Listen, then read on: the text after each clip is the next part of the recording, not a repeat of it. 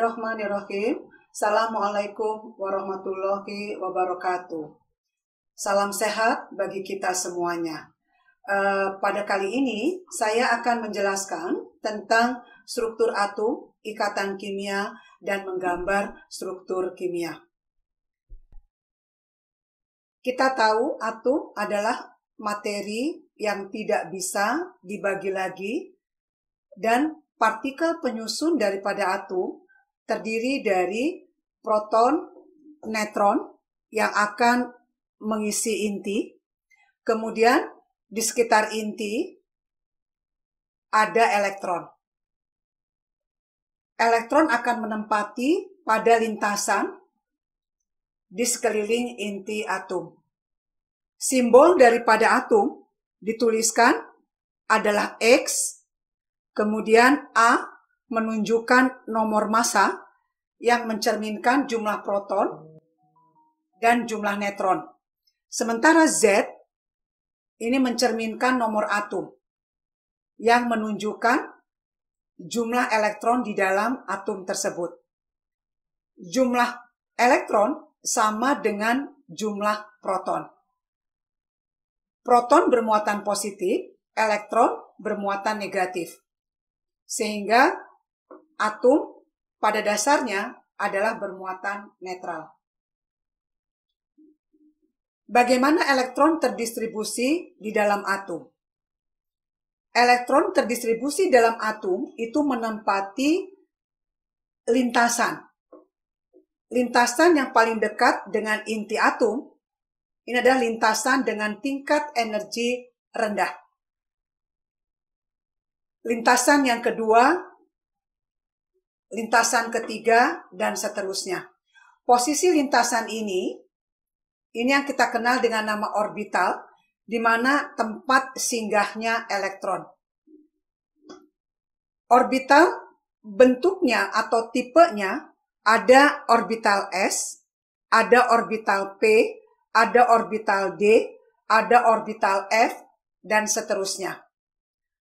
Orbital S hanya memiliki satu orbital, sementara P memiliki 3 orbital dengan tingkat energi yang sama, seperti yang digambarkan di bawah ini, yaitu sesuai dengan sumbu X, Y, dan Z.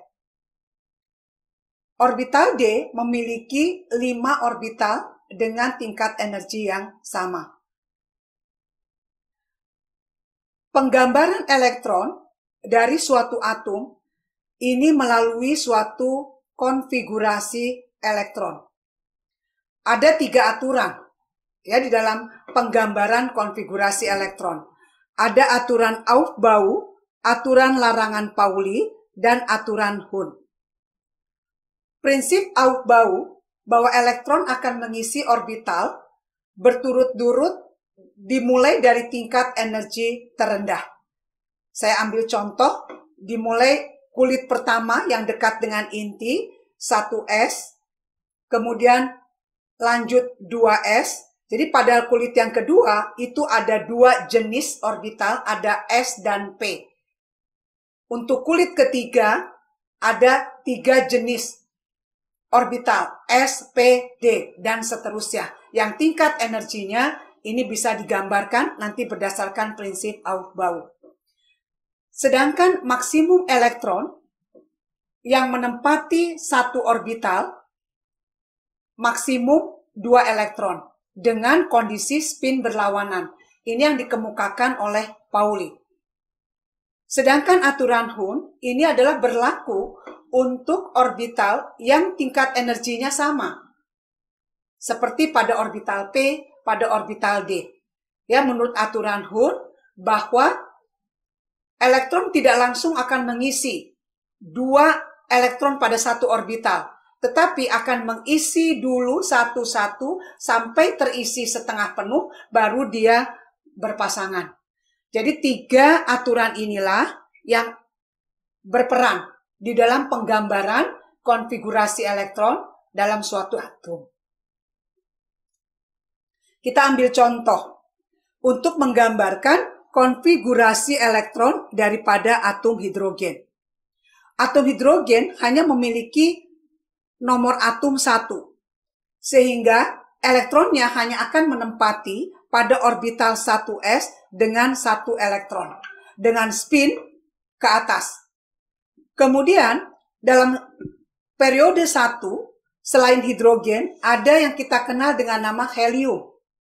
Helium memiliki nomor atom 2, yang menunjukkan jumlah elektronnya adalah 2. Dan dia akan mengisi elektron itu di orbital 1s. Pada orbital ini akan terisi penuh dengan 2 elektron dan spinnya berlawanan.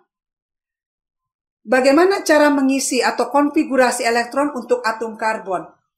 Atom karbon memiliki nomor atom 6 yang menunjukkan jumlah elektron ada 6.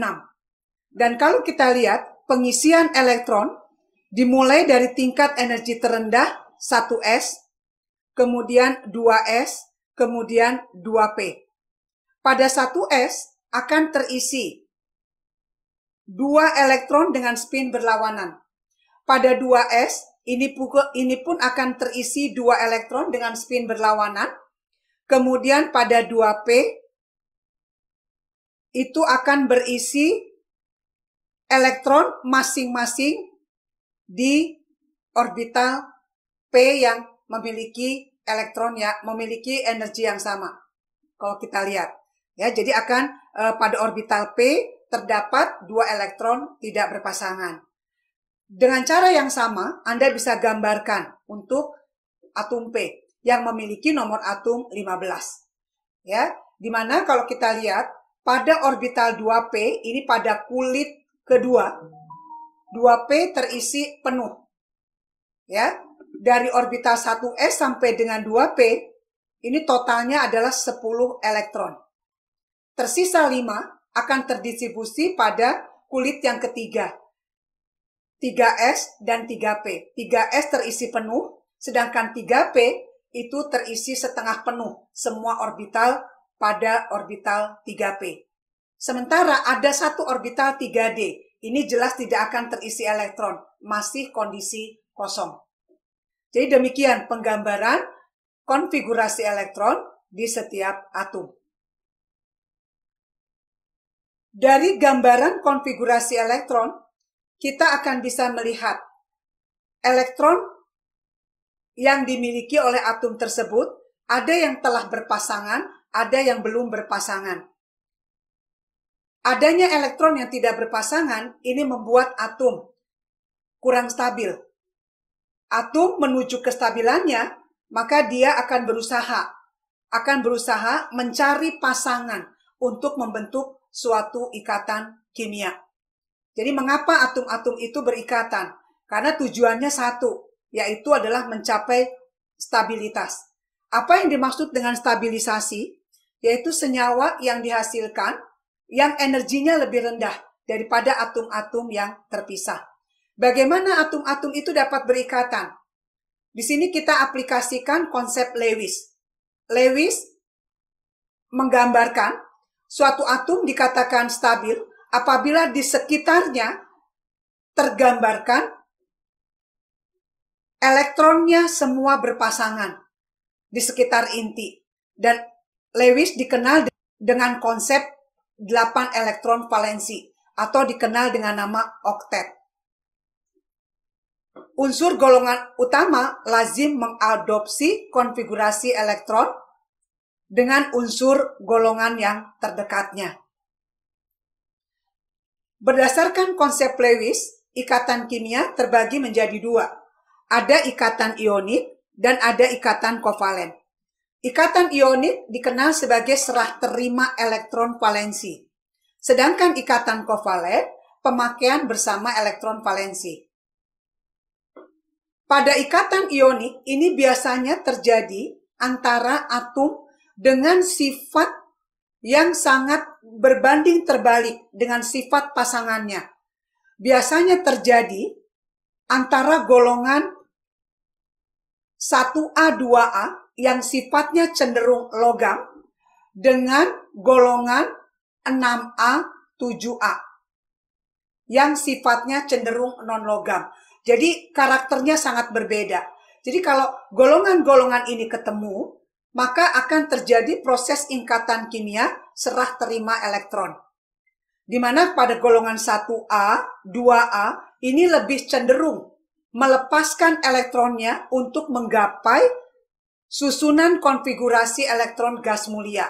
Sementara pada golongan 6A, 7A ini cenderung mengambil elektron dari luar untuk menggapai konfigurasi elektron gas mulia. Saya ambil contoh pada proses pembentukan NaCl. Atom Na ada satu elektron valensi pada orbital 3s. Untuk mencapai konfigurasi gas mulia, dia lebih cenderung melepaskan satu elektron. Maka akan terbentuk yang namanya kation. Kation adalah spesies yang bermuatan positif. Sementara atom Cl, 7 elektron valensinya menempati pada lintasan 2. Ada 2s, ada 2p. Untuk mencapai konfigurasi gas mulia, dia lebih mudah mengambil satu elektron dari luar, sehingga menjadi 8 elektron valensi pada kulit kedua. Karena dia mengambil satu elektron dari luar, maka dia menjadi anion, yaitu bermuatan negatif. Karena satu elektron yang masuk, maka bermuatan -1. Jadi cirinya ikatan ionik, terbentuk kation, terbentuk anion, menyatu lewat gaya elektrostatik, maka membentuk unit rumus NaCl. Dan biasanya akan membentuk suatu kristal, di mana ion positif akan dikelilingi ion negatif, sebaliknya ion negatif akan dikelilingi ion positif. Kristal ini kekuatannya bergantung daripada ion-ion yang bergabung. Ada yang sangat kuat, ada yang ikatannya sangat lemah. Jadi bergantung pada kekuatan kation dan anionnya. Pada proses pemecahan daripada kristal ini, nanti dikenal ada yang namanya energi Kisi. Energi Kisi itu adalah bisa positif, bisa negatif. Positif bila memecah kristal menjadi ion-ionnya. Negatif bila ion-ionnya menyatu menjadi kristal. Sementara ikatan kovalen ini adalah biasanya antar atom yang sifatnya tidak berbeda, seperti halnya ikatan ionik. Bisa saja bergabung antar atom yang sama, sehingga memiliki sifat yang sama. Jadi untuk mencapai konfigurasi gas mulia, dia tidak punya kemampuan untuk melepaskan elektron. Tetapi adalah dengan cara pemakaian bersama elektron. Saya ambil contoh, terbentuknya Cl2. Atom Cl memiliki 7 elektron valensi. Tidak akan mungkin yang satu melepas, satu memberikan. Tidak akan mungkin. Jadi sama-sama hanya membutuhkan satu elektron untuk mencapai konfigurasi gas mulia, maka dia gunakan bersama elektron valensi untuk membentuk suatu ikatan. Maka terbentuklah struktur seperti ini. Ini ada satu pasang elektron yang digunakan bersama. Ya. Pasangan elektron, satu pasang yang digunakan bersama ini bisa digambarkan dengan bentuk ikatan. Pada ikatan kovalen tidak terlihat nyata pembentukan kation atau anion, tetapi pencirinya adalah terbentuknya ikatan. Ini terbentuk satu ikatan tunggal. Bentuk ikatan yang dibangun tergantung berapa banyak pemakaian bersama elektron valensinya. Saya ambil contoh misalkan O2. O2 memiliki simbol Lewis. Kalau kita lihat memiliki simbol Lewis adalah ada 2 elektron valensi yang tidak bergabung, yang masih single, sendirian. Maka untuk membentuk O2, maka dia akan bergabung 2 pasang elektron. Demikian. Ya. Sehingga berdasarkan Lewis, oksigen di sebelah kanan telah mengikuti oktet, yang di sebelah kiri pun telah membentuk oktet. Dan kalau kita lihat, tipe ikatan yang dibangun itu adalah ikatan rangkap 2. Kalian juga sudah belajar di kimia dasar 1 ya, bagaimana proses pembentukan N2. N2 melibatkan 3 pasangan elektron. Maka pada N2 akan terbentuk satu ikatan rangkap 3 dan masing-masing atom masih memiliki 1 PeB atau 1 pasangan elektron bebas. Nah, ini adalah struktur Lewis, penggambaran struktur Lewis, di mana elektron valensi digambarkan sebagai titik, ya, sebagai titik, dan ini adalah penggambaran struktur kovalen untuk molekul metana antara hidrogen dan karbon menggunakan 1 pasang elektron untuk membentuk ikatan, maka akan tergambar 1 ikatan karena ada 4 elektron valensi karbon, maka dia mampu maksimum membentuk 4 ikatan. Sementara untuk amonia yang berikatan ada 3 dan 1 meninggalkan PeB, pasang elektron bebas pada N-nya, sedangkan air atau H2O mengikat 2 ikatan tunggal O dengan H dan ada 2 PeB.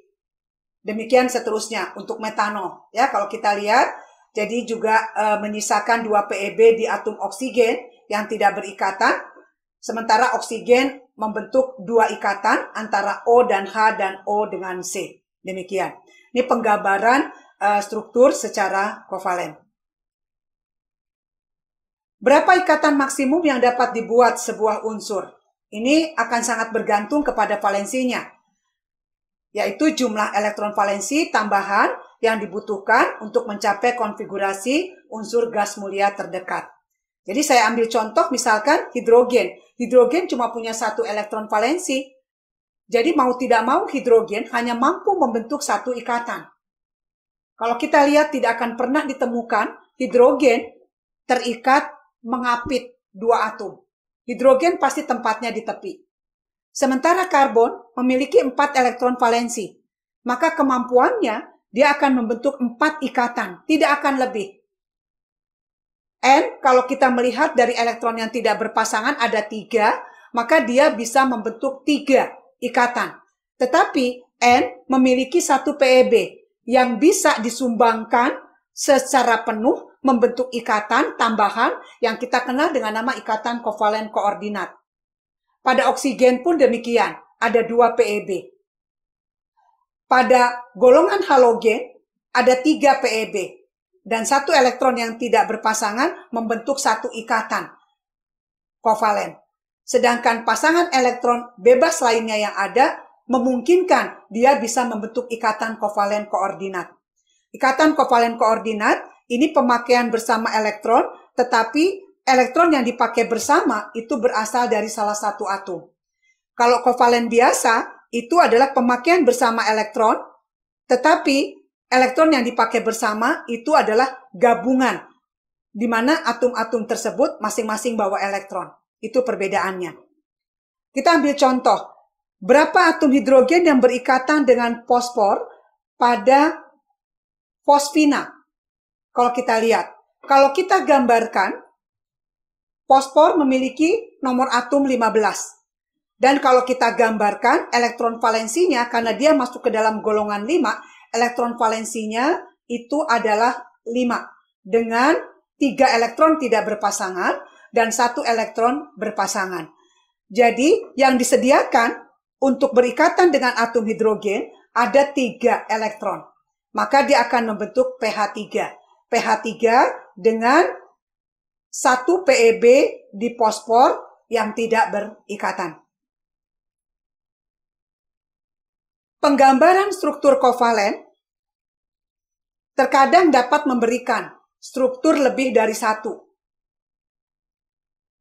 Struktur yang ada di alam, stabil atau tidak stabil, ada atau tidak ada, ini bisa ditentukan melalui suatu penghitungan muatan formal setiap atom.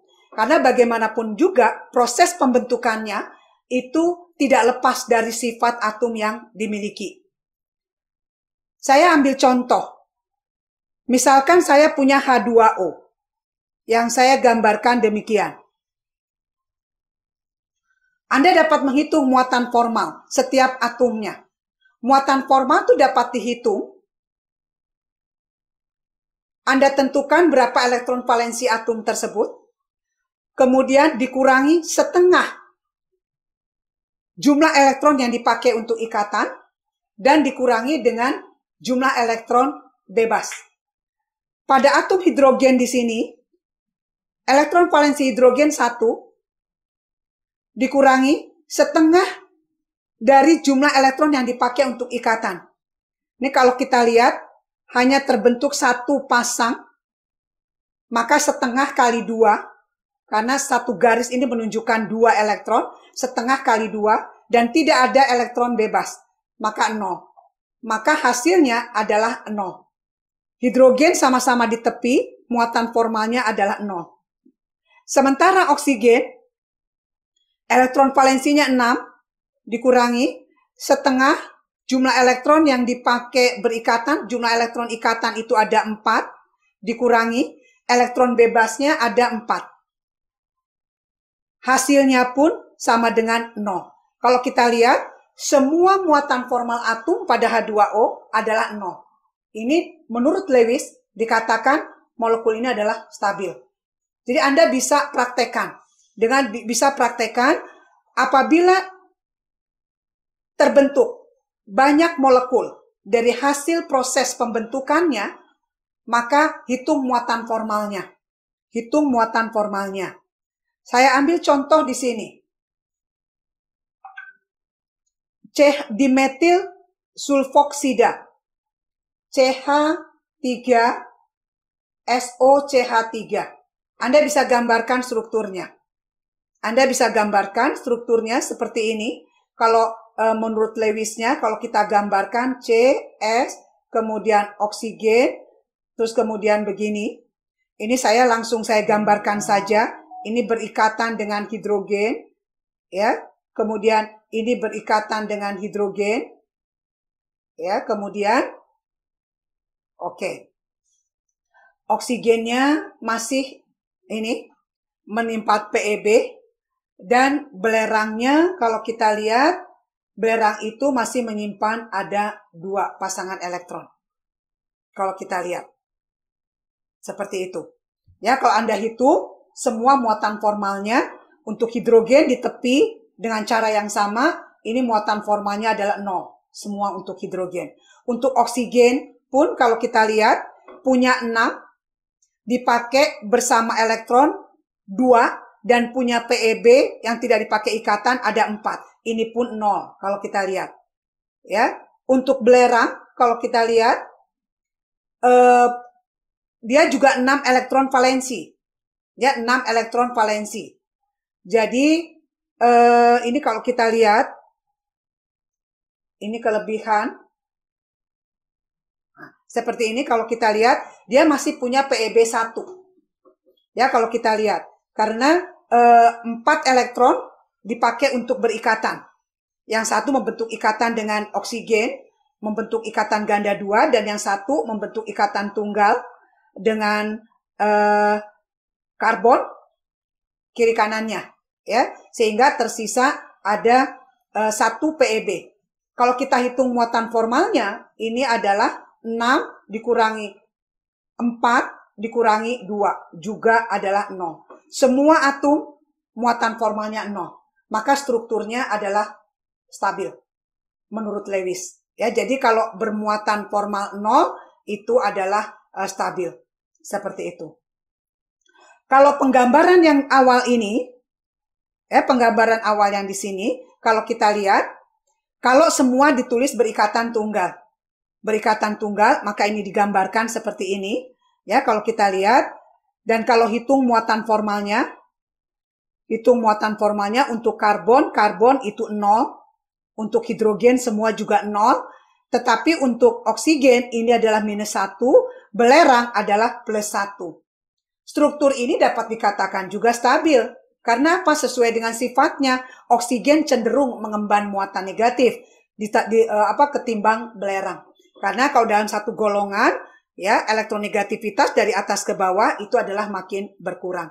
Jadi ini sebetulnya penjabaran dari kalau kita lihat, kalau kita gambarkan strukturnya tidak bermuatan, adalah seperti ini, CH3, ya, ini adalah ditarik ke sini. Ya, ditarik oleh oksigen elektronnya, maka dia akan menghasilkan adalah CH3S, kemudian ini adalah CH3, ini oksigen, ini maka menjadi negatif, belerang menjadi positif. Jadi sesuai dengan sifat yang dimilikinya. Ya, jadi struktur ini adalah stabil di alam. Kita ambil contoh. Ya, kita ambil contoh di sini adalah untuk pembentukan ion hidroksida. Ya, oksigen sendiri itu memiliki 6 elektron valensi. 6 elektron valensi kalau kita lihat dengan 2 elektron tidak berpasangan. Dia mengambil 1 hidrogen. Hidrogen bawa 1.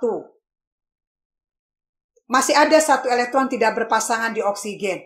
Maka dia akan mengambil elektron dari luar lagi, maka akan terpenuhi oktet sesuai aturan Lewis, tetapi menjadi bermuatan -1.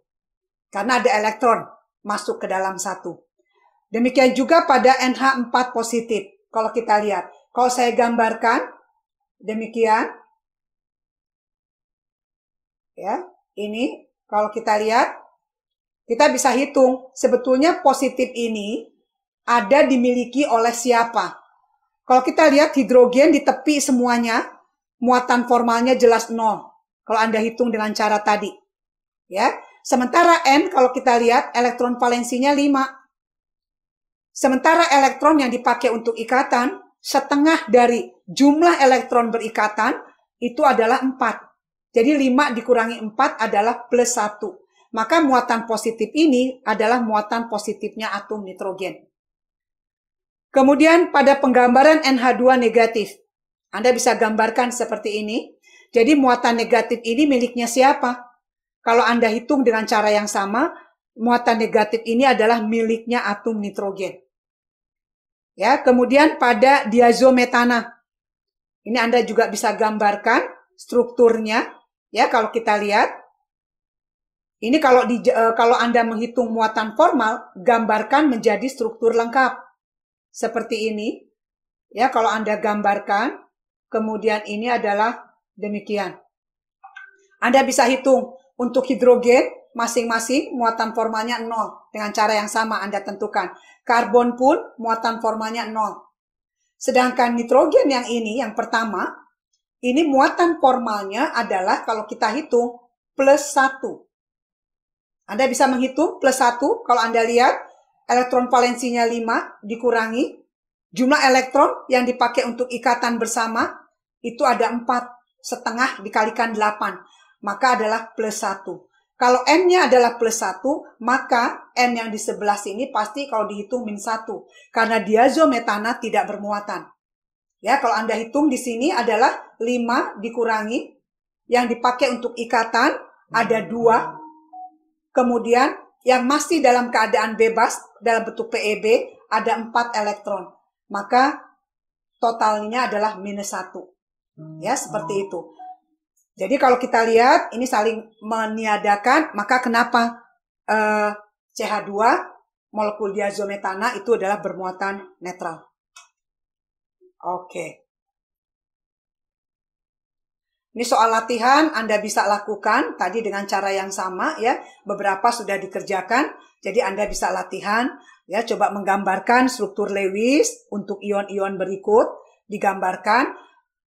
Sebaiknya menggambarkan secara lengkap, ada ikatannya. Sehingga itu akan memudahkan kalian di dalam menentukan muatan formal. Saya ambil salah satu contoh saja, Hc2 negatif. Ini kalau Anda gambarkan, H, kemudian C, dia akan membentuk rangkap 3 antara karbon dengan karbon.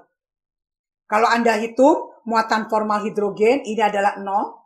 Karbon yang pertama ini juga adalah 0. Karbon yang di sini, kalau kita lihat, ini masih menyisakan ada PeB. Karena dia bermuatan negatif. Maka ada PeB. Kalau kita lihat. Karena apa? 3 elektronnya dipakai untuk membentuk ikatan dengan karbon. Masih menyisakan 1 elektron. adanya negatif, maka akan masuk elektron satu, maka dia membentuk pasangan. Kalau kita hitung muatan formalnya juga akan muatan formalnya pasangan karbon ini adalah 4 elektron valensinya, dikurangi setengah dikalikan jumlah elektron yang dipakai ikatan adalah 6, dikurangi PeB-nya, pasangan elektron bebasnya ada 2. Maka adalah -1. Maka -1 ini adalah dimiliki oleh karbon di ujung. Ini adalah -1. Anda bisa gambarkan yang lain ya sebagai latihan. Kemudian jenis ikatan kovalen dapat kita bedakan menjadi kovalen polar dan kovalen nonpolar. Kovalen polar itu terbentuk apabila dari dua atom yang elektronegativitasnya tidak sama. Tetapi perbedaannya tidak sedrastis perbedaan kalau dia terbentuk ikatan ionik. Kalau ikatan ionik itu jelas perbedaan elektronegativitasnya adalah sangat berbeda jauh. Maka jelas konsepnya pembentukan serah terima elektron. Kalau ikatan kovalen polar itu tidak berbeda jauh. Ya, tetapi ada selisih elektronegativitas. Sementara kalau kovalen nonpolar ini tidak ada perbedaan elektronegativitas. Saya ambil contoh misalkan H2, Cl2, N2. Ini kovalennya kovalen nonpolar. Karena apa? Dua atom yang bergabung adalah elektronegativitasnya sama. Saya ambil contoh yang kovalen polar, itu adalah HCl, kemudian HBr, kemudian ikatan antara H dengan O. Itu adalah kovalen polar, karena elektronegativitasnya tidak sama. Dua atom ini tidak sama, ya, sehingga akan menghasilkan selisih elektronegativitas, sehingga akan memberikan sifat ikatannya adalah polar, ya. Jadi secara otomatis kalau dia adalah kovalen polar, itu seolah-olah elektron itu akan terpolarisasi, di mana elektron akan tertuju menuju elektron yang elektronegativitasnya lebih tinggi. Maka akan tergambar bentuk seperti ini. Seolah-olah muatan negatif terkonsentrasi pada atom yang elektronegativitasnya tinggi. Dan seolah-olah atom yang satu itu adalah kehilangan elektronnya karena terdistribusi ke yang elektronegatif sehingga seolah-olah dia bermuatan positif. Ya, jadi arahnya menuju ke atom yang elektronegativitasnya tinggi. Tetapi tidak bisa dituliskan bentuk ini negatif, ini adalah positif. Itu adalah bukan demikian. Sementara apabila ionik itu nyata, elektronnya dilepas, maka dia membentuk ion positif. Elektronnya masuk atau tertarik ke dalam, maka dia bermuatan negatif. Dia nyata, ion positif dan ion negatif. Sementara kalau kovalen nonpolar, itu tidak akan terlihat distribusi elektron itu tidak merata. Karena kedua atom yang bergabung memiliki elektronegativitas yang sama. Nah ini kalau kita lihat ikatan kovalen polar, jadi dilihat dari elektronegativitasnya. Jadi elektronegativitas itu adalah kemampuan intrinsik atom untuk menarik elektron yang dipakai bersama di dalam ikatan kovalen. Ya, kalau kita lihat, kalau kita bicara organik, fokusnya biasanya rantainya merupakan rantai karbon. Ya, kalau kita lihat. Kalau kita lihat, unsur yang paling elektronegatif adalah unsur paling kanan di sebelah atas, yaitu fluor. Sedangkan unsur yang paling kurang elektronegativitasnya adalah unsur paling kiri bawah, yaitu pada golongan 1A. Yaitu sudah sangat-sangat berbeda jauh ya sifat daripada elektronegativitasnya. Ini kalau kita lihat selisih elektronegatif bisa kita tentukan. Anda tidak perlu hafal besarnya elektronegatif setiap atom. Anda bisa lihat di dalam tabel periodik ya. Dikatakan kovalen nonpolar apabila ada perbedaan elektronegativitas kurang dari 0,5 ya. Kemudian itu adalah nonpolar. Sementara yang kovalen polar itu adalah antara 2 sampai 0,5. Sementara kalau ionik itu di atas 2. Jadi dengan Anda menyelisihkan perbedaan elektronegativitas dari kedua atom, maka Anda bisa tetapkan apakah dia ikatan ionik, kovalen polar atau kovalen nonpolar. Itu hanya dilihat untuk dua atom. Bagaimana kalau lebih dari atom? Tidak bisa demikian. Kalau lebih dari atom, maka ada satu parameter tambahan, Anda harus paham dengan geometri molekul. Ya, dengan geometri molekul, baru Anda bisa melihat senyawaan itu adalah polar atau non-polar. Tapi kalau ikatan, hanya antar atom. Kalau antar atom, tinggal Anda lihat selisih elektronegativitasnya. Tapi kalau molekul, maka ada satu tambahan yang harus perlu Anda ketahui, yaitu geometri molekulnya. Nah, ini saya ambil contoh, misalkan C dengan Li, karbon dengan litium, itu juga bisa berikatan. Ini dikenal dengan nama senyawa organologam. Jadi organo itu dari suatu karbon berikatan dengan suatu logam, maka dikenal dengan organologam. Kalau kita lihat, karbon memiliki elektronegativitas 2,5, litium adalah 1, selisihnya 1,5. 1,5 ada di antara, ya, ada di antara tadi kalau kita lihat antara 2 sampai 0,5, ya, sehingga dia kategorinya adalah kovalen polar, ya, kovalen polar. Lambangnya kalau kita lihat, maka tidak bisa saya tuliskan ini lambangnya adalah positif, ini lambangnya adalah negatif. Bukan demikian. Tetapi digambarkan dengan seolah-olah ini positif, seolah-olah ini adalah negatif. Ya, jadi terpolarisasi elektron menuju ke karbon. Seperti itu. Kemudian tandanya Anda perhatikan, jadi kalau misalkan C ini mengikat adalah oksigen, ini pun ikatan kovalen polar kalau kita lihat, maka gerak elektron atau distribusi elektron cenderung menuju ke O, maka ditandakan demikian. Ini adalah seolah-olah negatif, ini adalah seolah-olah positif. Ya, penggambarannya. Jadi pergeseran elektron menuju yang atom elektronegativitasnya lebih tinggi. Ini yang kita kenal dengan nama arahnya nanti arah induktif, ya, arah induktif. Perhitungan polar, kovalen polar dapat juga ditetapkan dengan cara menghitung momen dipolnya. Momen dipol ini diekspresikan dengan menggunakan rumus, ya, di mana momen dipol dilambangkan dengan mu. Itu adalah merupakan perkalian dari muatan di salah satu ujung dipol, ya, dengan satuannya adalah coulomb, sedangkan R itu adalah jarak antar dua ujung dipolnya. Ya, ini diberikan satuannya adalah satuan panjang, ini digunakan satuannya adalah meter.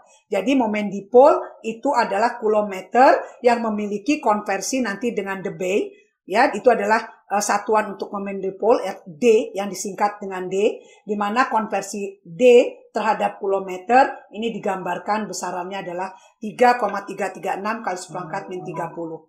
Jadi apabila Anda tahu, misalkan momen dipol 2 inti atom hidrogen, di mana muatan intinya tahu, muatan inti atom hidrogennya tahu, terpisah 100 pikometer. Maka ini dikonversi dulu menjadi meter, ya. Ini kemudian nanti muatan dikalikan jarak, maka didapatkan, kemudian konversi dengan Debye, D, maka dia akan mendapatkan bahwa momen dipol 2 inti atom hidrogen itu adalah 4,8 D. Ya, seperti itu. Jadi Anda bisa menghitung, ya, bisa menghitung. Anda bisa menghitung misalnya HCl. Ya, HCl. Anda lihat 2 inti itu memberikan muatan berapa, terpisah panjang ikatan atau jarak ikatannya berapa, maka Anda masukkan ke persamaan, kemudian konversi dengan menggunakan D, maka kita akan dapatkan satuannya HCl itu berapa D. Seperti itu. Maka kalau kita lihat, karena ini adalah kovalen polar, ini sebetulnya sifatnya itu ada berapa persen ioniknya, ada berapa persen kovalen. Ya, jadi berapa persen ionik, ada berapa persen kovalen. Seperti itu. Kalau persen ioniknya semakin besar, maka dia cenderung akan ionik. Kalau kovalennya semakin besar, maka dia akan cenderung kovalen. Ya, seperti itu. Nah, ini salah satu contoh juga beberapa senyawa yang senyawa organik yang sifatnya adalah polar. Contoh air. Air kalau kita gambarkan, nah tadi saya katakan air sudah melibatkan ada 3 atom dan bahkan ada 2 PeB yang tidak berikatan. Maka ini akan ditentukan, Anda harus tentukan dulu yaitu distribusi pasangan elektron di sekitar atom oksigennya. ya, untuk menentukan momen dipol atau untuk menentukan kepolaran daripada suatu senyawa. Kita tidak bisa abaikan. Kalau hanya 2 atom, ya sudah perbedaan elektronegatif. Tapi kalau lebih dari 2 atom, maka jangan lupakan geometri daripada pasangan elektronnya. Ya, bahkan juga akan terkait dengan geometri molekulnya. Contoh air. Air ini memiliki momen dipol 1,85 D. Maka air adalah polar. Kalau kita lihat, metanol pun demikian. Dia memiliki momen dipol 1,7 D dan amoniak 1,47 D. Nah, ini adalah digambarkan secara Lewis strukturnya. Strukturnya bukan struktur datar. Ya, bukan struktur datar. Di mana geometri pasangan elektronnya, kalau kita lihat untuk atom pusat di sini ada yang N, ini adalah geometri pasangan elektronnya adalah tetrahedral. Oksigen di sini pun sama. Geometri pasangan elektronnya di sekitarnya itu juga tetrahedral. Oksigen di sini pun tetrahedral. Ya, kalau kita lihat tidak datar. Untuk molekul yang simetrik, ini biasanya momen dipolnya akan sama dengan 0.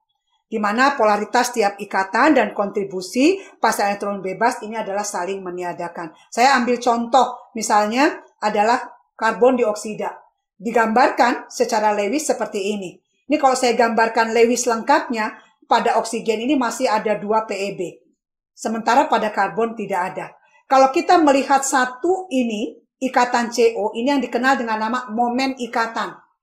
Momen ikatan. Kalau kita lihat kecenderungan elektron itu terdistribusi menuju ke oksigen. Sedangkan yang sebelah kiri ini juga ada ikatan CO. Momen ikatannya. Jadi kalau momen ikatannya polar. Polar. Kalau kita lihat distribusi elektronnya pun sama menuju oksigen. Tapi totali daripada molekul CO2 itu adalah resultante dari muatan atau dari momen ikatan. Karena momen ikatannya saling meniadakan, karena ini bentuknya linier, maka kenapa CO2 itu adalah merupakan molekul nonpolar. Ya. Kemudian CH4 juga adalah molekul nonpolar. Ya, benzena pun terkait adalah molekul yang nonpolar. Ya, kalau kita lihat. Kita ambil contoh, tunjukkan arah momen dipol metilamina. Ini ambil contoh, metilamina. Anda bisa gambarkan lengkap ini struktur Lewisnya kalau kita lihat.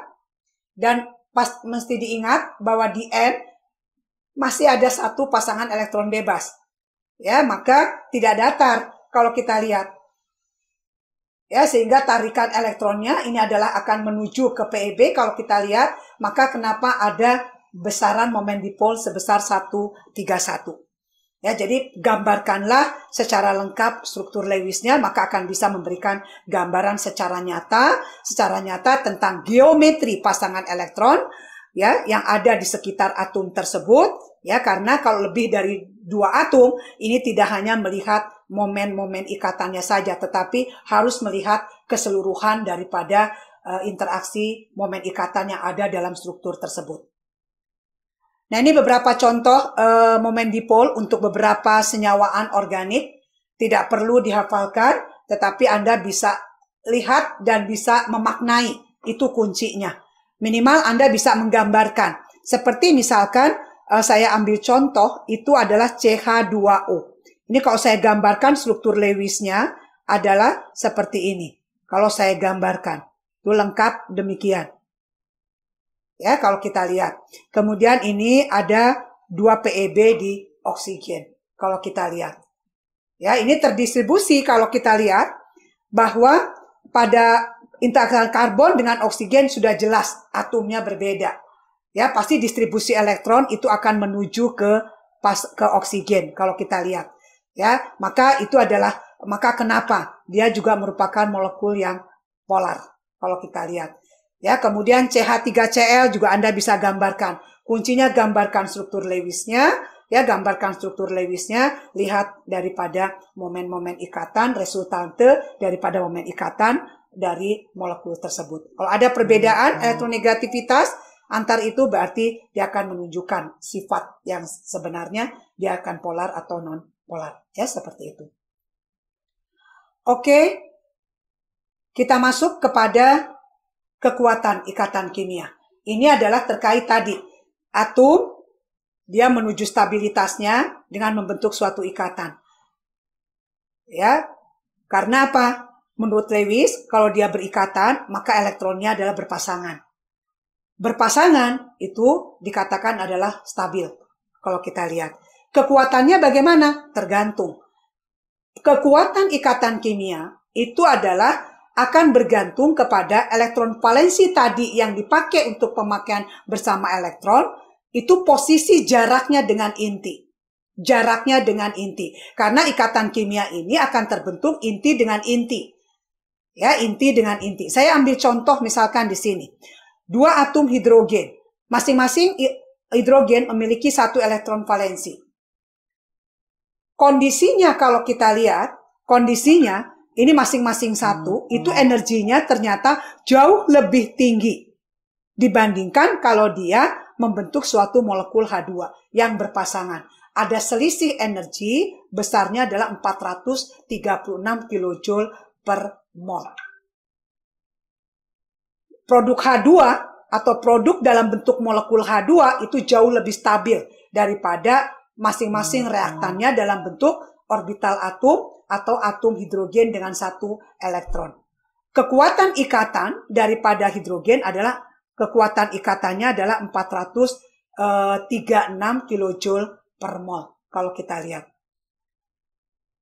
Nah, ini adalah proses penggambaran bagaimana molekul H2O membentuk ikatan, molekul H2 membentuk ikatan H2. Kalau kita lihat. Ini kalau kita lihat adalah 2 atom hidrogen pada jarak tertentu. Pada jarak tertentu. Ya, kalau jaraknya terlalu jauh, maka tidak akan mungkin terjadi pemakaian bersama elektron valensi. Maka kita coba dekatkan, ini kita coba dekatkan menuju ke sini, ini kita coba dekatkan menuju ke sini. Perjalanan terus sampai didapatkan kondisi di mana atom hidrogen dengan atom hidrogen berdekatan dalam zona nyaman. Dalam zona nyaman, ternyata jarak yang paling nyaman itu bila berjarak 74 pikometer. Nah, ini yang dikenal akhirnya dengan nama jarak optimum atau kestabilan maksimum. Karena posisi zona nyaman, hidrogen berdekatan pada jarak tertentu ya dan nyaman. Tapi kalau saya mencoba mendekat lagi, itu ternyata bukan menjadi tambah baik, tetapi justru akan terpental. Terlalu dekat, itu adalah terpental menjadi tolak-menolak. Menjadi tolak-menolak. Sehingga energinya pun menjadi lebih tinggi. Bahkan lebih tinggi dari pada saat dia akan menyatu dalam keadaan berjauhan. Seperti itu. Jadi kalau saya gambarkan, itu adalah 2 atom hidrogen bergabung, maka dia akan membentuk posisi orbital molekul dengan energi terendah yang kestabilannya maksimum dan membuat jarak antar atom hidrogen adalah optimum. Ini akan membentuk 2 pasangan elektron. Sedangkan yang kita coba dekatkan, itu terlalu dekat, justru sebaliknya, dia akan terlempar. Juga akan membentuk orbital molekul, tapi orbital molekul non-bonding. Ya, ada yang di sini adalah orbital molekul bonding, berikatan. Itu dalam zona nyaman, energinya paling rendah, lebih rendah dari masing-masing reaktannya. Sementara ada orbital molekul non-bonding atau anti-ikatan. Itu yang energinya adalah sangat tinggi. Seperti itu.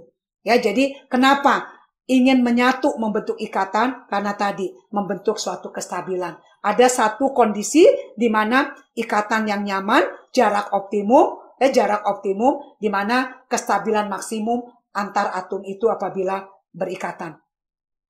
Ini ada beberapa contoh latihan. Saya kira Anda bisa berlatih ya dengan latihan-latihan soal di ini, dan sebetulnya Anda bisa membuka buku textbooknya, yaitu textbook McMurray. Itu sangat mudah dipahami sebagai latihan untuk memahami bagaimana cara penggambaran senyawaan atau molekul yang berikatan kovalen. Ya, senyawa apa yang terpilih atau struktur mana yang terpilih, tentukan tadi berdasarkan muatan formal. Ya, kemudian dari ikatan-ikatan yang terbangun, mana yang membentuk ikatan polar, mana yang membentuk kovalen non-polar. Ya, seperti itu. Jadi Anda nanti bisa jelas terlihat. Ya, jadi saya kira untuk latihan, Anda latihan lakukan sendiri kalau kita lihat. Nah, sekarang terakhir menggambarkan struktur kimia. Nah, ini penggambaran struktur kimia, ini adalah juga sangat penting. Karena ekspresi struktur yang kita gambarkan akan banyak sekali kita bisa bercerita tentang struktur itu. Nah, ini adalah yang pertama struktur Kekule lengkap. Jadi semua ikatan digambarkan. Saya ambil contoh menggambarkan struktur dengan formula C5H12. Ini saya bisa gambarkan pertama adalah dengan rantai linier. Kemudian satu saya ambil sebagai cabang, rantai liniernya hanya mengandung C-nya 4. Dan kemudian berikutnya ada 2 karbon saya ambil sebagai cabang. Sehingga rantai induknya hanya mengandung C-nya adalah 3. Kalau kita lihat. Ini adalah bentuk isomer daripada C5H12. Ternyata dengan struktur yang digambarkan berbeda ini ternyata memiliki sifat yang fisik berbeda. Kalau kita lihat. Walaupun formulanya sama, tapi sifat fisiknya berbeda. Kemudian penggambaran struktur singkat atau mampat.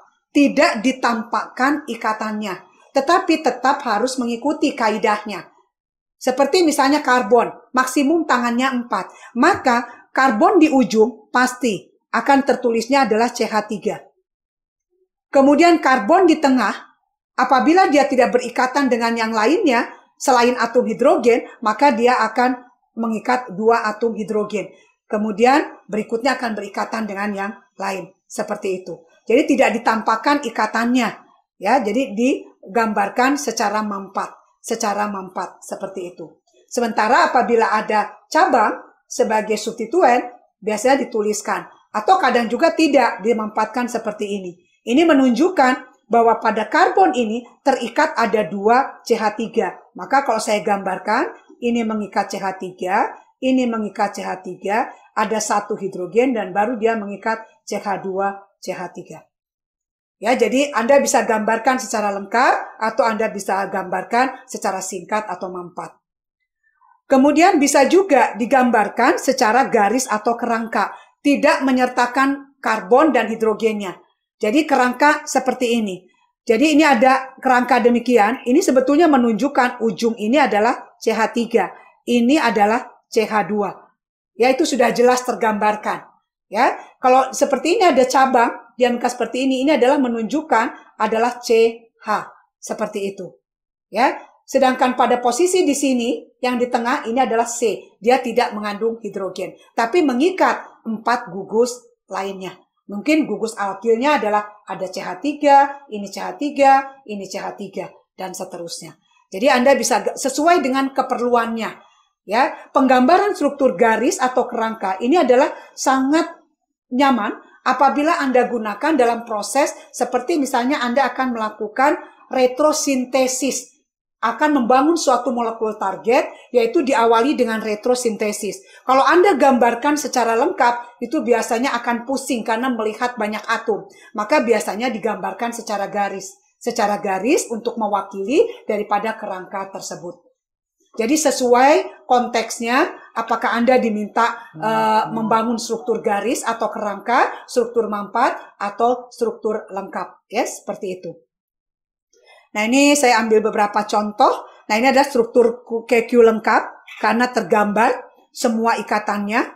Nah, kemudian bisa diekspresikan dalam bentuk struktur garis atau struktur kerangka. Ya, ini juga salah satu contoh. Ini ada lengkap, tapi Anda bisa ekspresikan menjadi struktur garis atau kerangka. Ini juga lengkap. Kalau kita lihat, bisa Anda ekspresikan menjadi struktur garis atau kerangka, ya, seperti itu. Jadi ini adalah untuk memudahkan dalam reaksi kimia atau dalam proses-proses yang lain supaya tidak disibukkan dengan penggambaran atom-atom lainnya. Gugus seperti CH3, OH, atau NH2 itu sering dibalik menjadi penulisannya di dalam struktur adalah seperti ini. Ya, untuk memperjelas hubungan antar atom yang berikatan. Ya, jadi kalau misalkan ada demikian, seperti ada gugus OH terikat nih pada sikloheksana, maka tertulis adalah demikian. Ya, kemudian kalau terikatnya di sebelah kiri, maka ini adalah O, ini adalah H. Jadi untuk menunjukkan bahwa ikatan itu terjadi antara karbon dengan oksigen, bukan antara karbon dengan hidrogen. Ya, seperti itu. Namun gugus yang lebih besar seperti CH2, CH3 itu tidak dibalik. Ya, menjadi CH3, CH2C karena akan membingungkan. Itu tetap ditulisnya CH3, CH2 dan seterusnya. Tidak ada aturan baku untuk hal ini. Ya, jadi Anda perhatikan ini cara penulisannya. Ini adalah kerangka garisnya sikloheksana mengikat substituen. Ada CH3, ada OH. Ya, ini adalah kebalikannya, invert. Ya, invert daripada gugus OH. Jadi O kemudian H-nya di paling kiri. Ini pun CH3. Demikian. Ini menunjukkan bahwa terjadi ikatan karbon dengan karbon. Ini juga karbon dengan karbon, ini karbon dengan oksigen. Demikian juga dengan ini.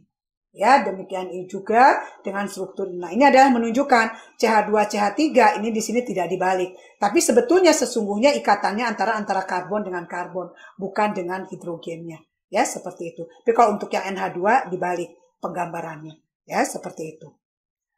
Nah, ini contoh ada suatu senyawa karbon. Karbon itu adalah tergolong terpenoid, dia masuk monoterpen, merupakan zat aroma pada spermin yang memiliki struktur yang digambarkan di sebelah kanan.